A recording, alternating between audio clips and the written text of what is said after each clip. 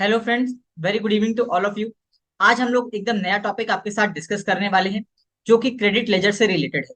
Input को GST में किस तरह से अवेल किया जाता है, किस तरह से इनपुट का रिवर्सल किया जाता है, किस तरह से इनपुट को रिक्लेम किया जाता है और किस तरह से इन एलिजिबल इनपुट को क्लेम नहीं किया जाता है।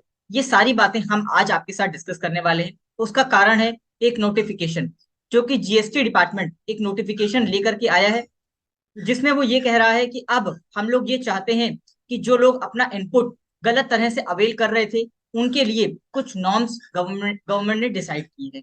आइए चलिए स्टार्ट करते हैं कि क्या वो चीजें हैं जो कि जीएसटी डिपार्टमेंट ने अपने सर्कुलर में, अपने नोटिफिकेशन में बताई हैं। चलिए हम लोग स्टार्टिंग करते हैं। एक ये नोटिफिकेशन आया है जो कि 31 अगस्त को आया है, जिसमें ये कहा गया है कि अगर आपने कोई इनपुट अवेल किया है उसके लिए क्या करना है, अगर इनपुट रिवर्सल करना है उसके लिए क्या करना है, और इनपुट रिक्लेम करना है या इन एलिजिबल आईटीसी को किस तरह से हटाना है। ये सारी चीजों को उन्होंने जीएसटीआर 3B में किस तरह से इंप्लीमेंट किया है, इसकी बात उन्होंने इस अपने नोटिफिकेशन में कही है।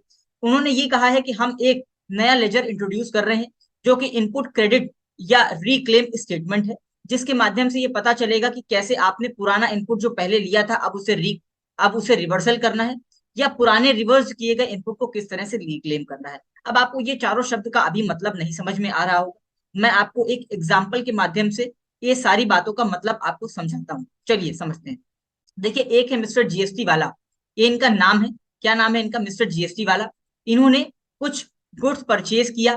कब किया? 1 अप्रैल 2023 को किया। ठीक है, किससे किया? इन्होंने किया मिस्टर देने वाला से। तो मिस्टर देने वाला क्या है? सप्लायर है। और मिस्टर जीएसटी वाला क्या है?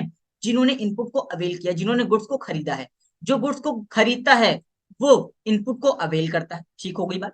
अब जिस जो इन्होंने गुड्स खरीदा था उसकी टैक्सेबल वैल्यू है 1 लाख रुपए। ठीक हो गई बात। जिस पर 9,000 रुपए का सीजीएसटी है, 9,000 रुपए का एसजीएसटी है, तो टोटल इनवॉइस वैल्यू कितनी है? 1,18,000 रुपए। अब ये 1,18,000 रुपए इन्हें रूल 37 के हिसाब से इन्हें पेमेंट करना होता है विद इन 180 डेज। इन्हें रूल 37 के हिसाब से पेमेंट कब करना होता है?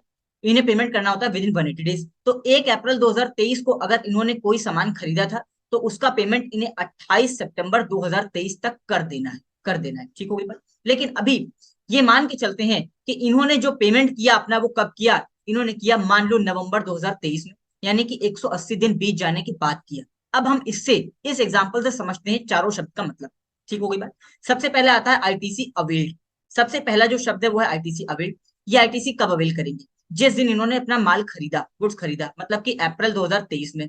तो अप्रैल के मंथ में ये क्या करेंगे? सीजीएसटी का और एसजीएसटी का जो इनपुट है उसको ये क्लेम कर लेंगे, अवेल कर लेंगे, ऐसा बोले हम अपने 3B में, 3B के टेबल 4 में। ठीक हो गई बात। अभी हम आपको बताएंगे कि टेबल 4 में किस तरह से क्लेम करेंगे। उसके बाद अब इसका पेमेंट इन्हें करना था 180 डेज में, यानी कि 28 सितंबर 2023 तक इनको पेमेंट कर देना था। लेकिन इन्होंने नहीं किया। तो अब क्या होगा? इस इनपुट का होगा रिवर्सल। यानी कि इन्होंने जो इनपुट ले लिया उसका पेमेंट इन्होंने 1,18,000 रुपए तो सप्लायर को किया ही नहीं, तो आईटीसी को क्या करिए? आप रिवर्स करिए। कब करिए? सितंबर 2023 के जीएसटीआर 3B के टेबल नंबर 4 में इसको रिवर्स करिए। टेबल नंबर 4 कैसा दिखता है अभी आपको हम बताएंगे, अभी आप इसकी चिंता मत करिए। पहले इन चारों शब्द का मतलब समझ लीजिए। सितंबर 2023 में क्या करना है? हमें इसको क्या करना है? रिवर्स करना है। लेकिन अब इन्होंने आगे चल के नवंबर 2023 में क्या किया? पेमेंट कर दिया। इस पैसे का पेमेंट कर दिया। तो जैसे ही पेमेंट करेंगे तो हम इसको क्या करेंगे? वापस से रिक्लेम कर लेंगे। मतलब जो पैसा हमने सितंबर में रिवर्स कर दिया था, हम उसी पैसे को नवंबर के अपने रिटर्न में रिक्लेम कर लेंगे, क्योंकि इन्होंने नवंबर को पूरा 1,18,000 का पेमेंट कर दिया।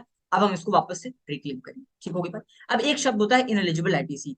कुछ ऐसी आईटीसी हैं सेक्शन 17(5) के हिसाब से जो कि ब्लॉक्ड क्रेडिट में आती हैं। जैसे कि आपने अगर कोई व्हीकल खरीदा, कोई कार खरीदा, कोई टू व्हीलर खरीदा, तो आपको उसका इनपुट लेना अलाउड नहीं है।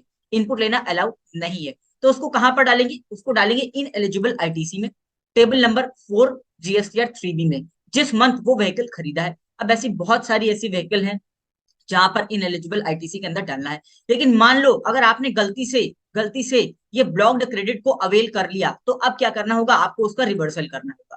तो गलती से आपने कुछ भी अवेल कर लिया तो उसका आप रिवर्सल करेंगे। लेकिन मैंने एक कारण और भी बता दिया कि अगर 180 डेज के अंदर अगर आपने पेमेंट नहीं किया तो भी आपको रिवर्सल करना पड़ेगा। बाद में जब 180 डेज के बाद आप उसका पेमेंट कर देंगे तो उसका रिक्लेम करेंगे। और अगर आप कोई ऐसा इनपुट आपको है जो कि ब्लॉक्ड क्रेडिट में आता है, उसको आपको लेना ही नहीं है।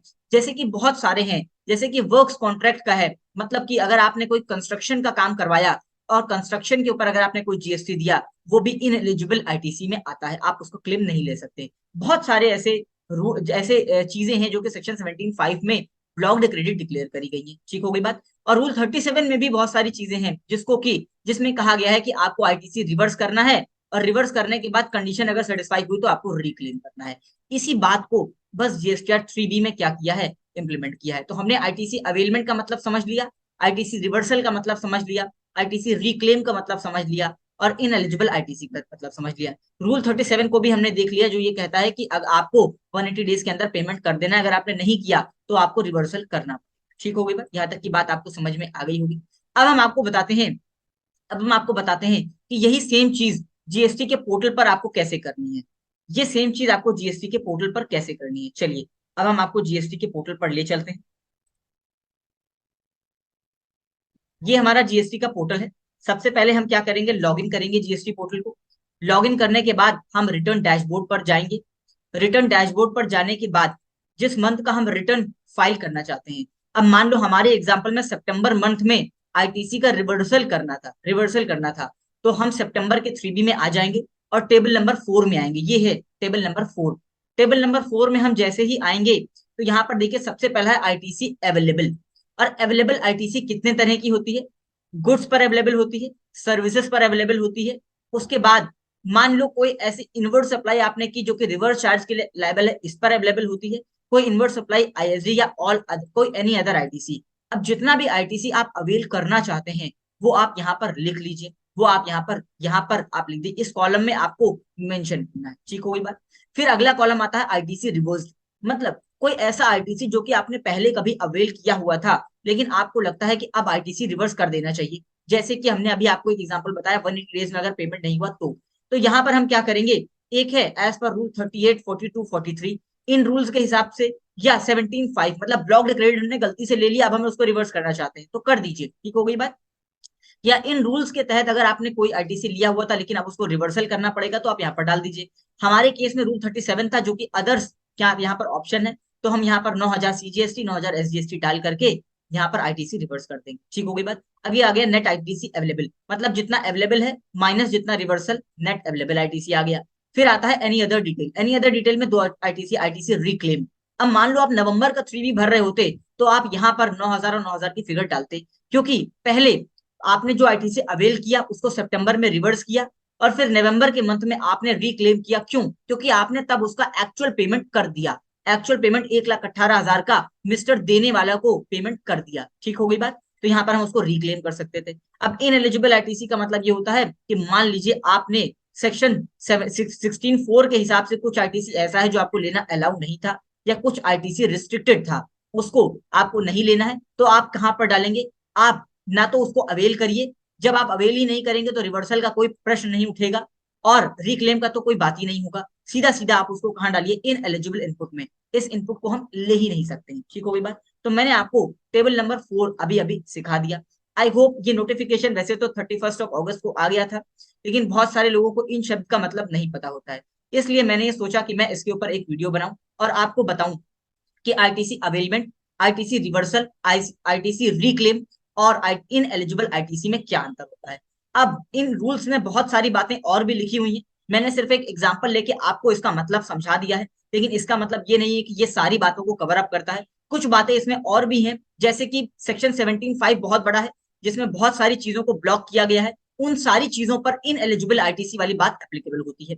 उसी तरह से रिवर्सल के प्रोविजंस में भी रूल 32 में कुछ लिखा हुआ है, दूसरे रूल्स में कुछ लिखा हुआ है, रूल 38 में कुछ लिखा है, रूल 42 में लिखा है, रूल 43 में कुछ लिखा है। मतलब सब में कुछ ना कुछ कंडीशंस हैं कि अगर वो कंडीशन सेटिस्फाई नहीं होती है तो आपको आईटीसी रिवर्स करना पड़ जाए। ठीक हो गई बात। इसलिए इसलिए आपको उन रूल्स को भी पढ़ना चाहिए साथ में। हमने अपने सेशन को एकदम शॉर्ट रखा है और हमने आपको सिर्फ एक जो अपडेट आया है जीएसटी से रिलेटेड उससे हमने आपको अपडेट करना चाहा है। Thank you very much. I hope आपको मेरी वीडियो पसंद आई होगी। अगर आप इसी तरह से कुछ और भी हमारी तरफ से चाहते हैं तो प्लीज मुझे जरूर बताइए। Thank you very much.